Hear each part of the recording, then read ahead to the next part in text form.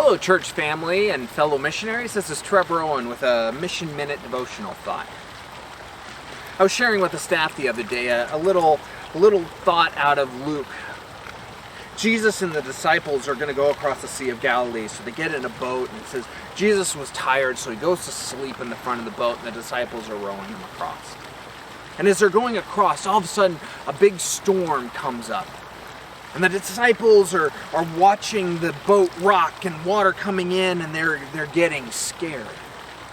And Jesus is just asleep. So they go up to him and they wake him up and they say, Master, don't you care that we're going to drown? Jesus gets up and he looks out at everything and says, Peace, be still.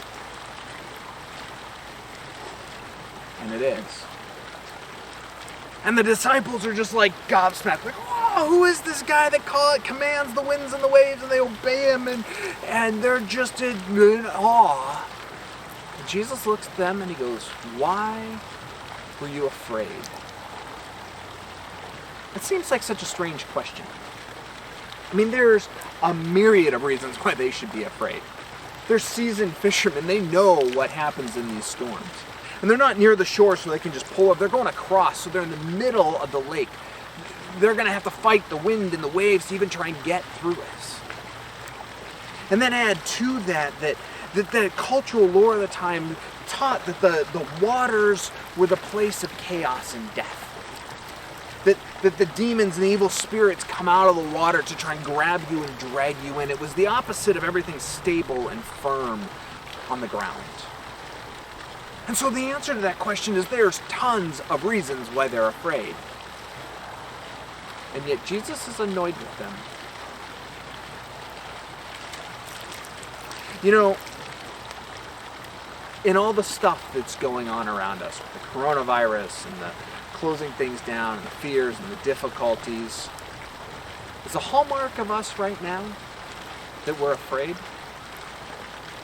Is that the primary emotion or focus that you would give to how you're approaching this? Or is it faith? You see, I think oftentimes we think the opposite of faith is doubt. It's not. The opposite of faith is fear.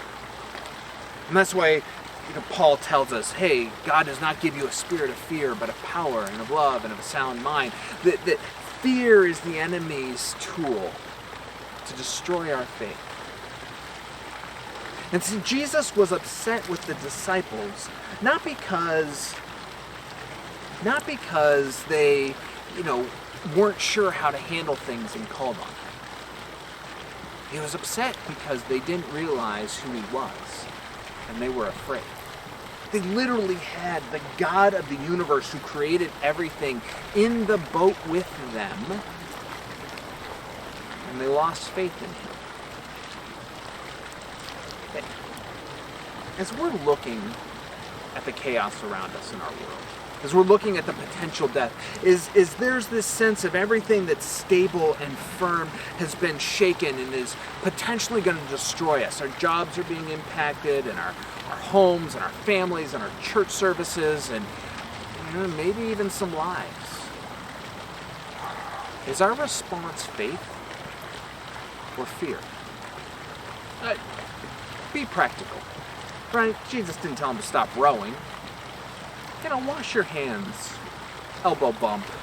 Stay away from crowds. But the bigger question is, do you have faith?